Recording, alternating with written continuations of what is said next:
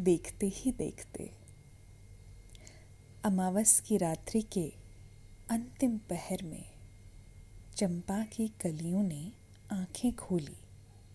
देखा कि उसकी ही डाली पर उल्लुओं की कतार बैठी उसे घूरे जाती है। उसकी शाखाओं पर रात से भी काले भयावह चमगादड़ों को उल्टा लटक कर कर्कश स्वर में चीखते पा सहम कर वह अपनी खोल में वापस दुबक गई। आह, क्या यही जीवन है? मेरी अनछुई आत्मा की गंध को क्या यहीं बिखरना होगा? हाय, क्या मेरी कमनीय सुकोमलता इन्हीं अंधेरों की भेंट चढ़ेगी? मेरे जीवन का कुल सार क्या इन्हीं चीखों और भावहीन आँखों के बीच में सिमट जाना भर है? शोक संतप्त उस कली की जिजीविषा जाती रही। अनायास किसी आहट पर पुनः उसके आशा निराशा से छूटे नयन खुले। उसने अपने वृक्ष की छांव और तारों के टिमटिमाते प्रकाश में एक अति साधारण मनुष्य को बैठा देखा, जिसके अंदर सोच विचार के महासागर में विक्षिप्त हो चुके सैलाब उठते गिरते ही जाते थे। निराशा, क्रोध, आसक्ति, घृणा, विराग जैसे अनगिनत असंगत अधकचरे भावों से मथता उसका हृदय ऐसा हो चला था मानो छोटे से कीचड़ हो चुके सरोवर से होकर महाकाय हाथी लौटते हुए आते जाते हों। कली अपनी दशा बिसार उसे बड़े कौतुक से निहारने लगी।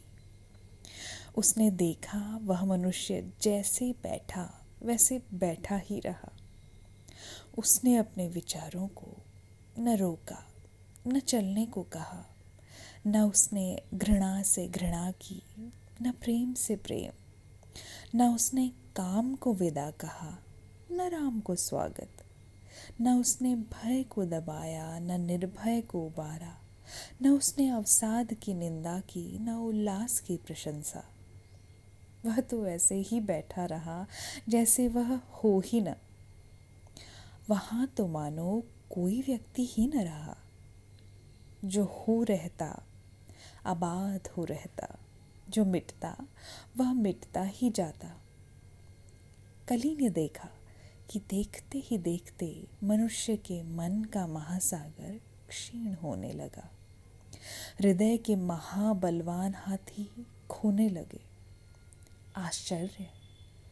मात्र देखते ही देखते महासागर अपनी अतुल्य जलराशि और भीषण ज्वार भाटों के साथ समाप्त हो गया। हृदय का पावन सरोवर निस्तरंग स्फटिक सा निर्मल हो गया। महा आश्चर्य! देखते ही देखते वहाँ कोई देखने वाला भी न शेष बचा था। कुछ वहाँ ऐसा अघटा घट चला था जो उस कली की बूझ से ही न्यारा था। भोर के पूर्व उस साधारण मनुष्य की आंखें ऐसे खुली जैसे सूर्य चंद्र अकारण असीम के गर्भ से उगते हों। वह ऐसे अनायास उठा जैसे आकाश में नीला रंग उठता हो। धीमे धीमे वह ऐसे चल पड़ा और चलता गया मानो हवाएं हों, बस चल पड़ी हों। न जिसका प्रस्थान हो, न ही गंतव्य हो। इतना विराट ऐसे घटा था जैसे विराट से विराट होने का विधान सरल से सरल, सहज से सहज ही होता हो। मनुष्य में घटे अघटा को निहारने में कली को जीवन का रहस्य हाथ लग गया। उसने स्वयं को अपने प्राणों से उठ रही खिलावट पर सहज छोड़ दिया।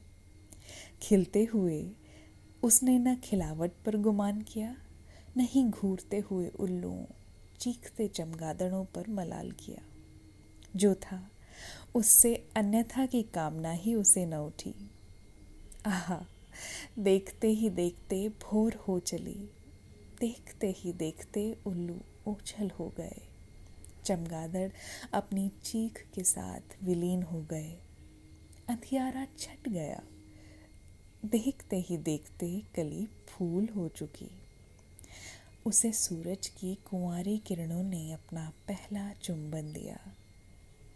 रंग बिरंगी तितलियों से उसकी भावर पड़ने लगी।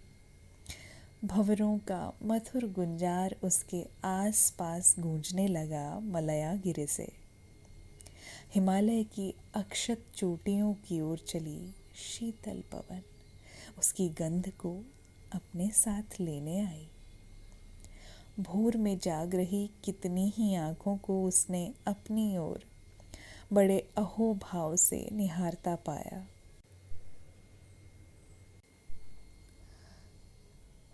देखते ही देखते विषाद में सिकुड़ा उसका जीवन प्रसाद में फूलता हुआ फूलाना समाता था।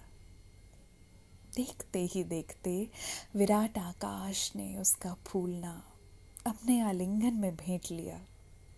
इधर फूल की आत्मा का फूलना निरभ्र आकाश में फूलता चला। उधर इस अतिरेक पर पूरी हुई रोम रोम से कृतज्ञ उसकी देह ढुलक कर धरा को अर्पित हो चली, जिसे मंदिर की ओर चली पुजारिन ने अपने आराध्य को भेंट कर दिया। धर्मराज।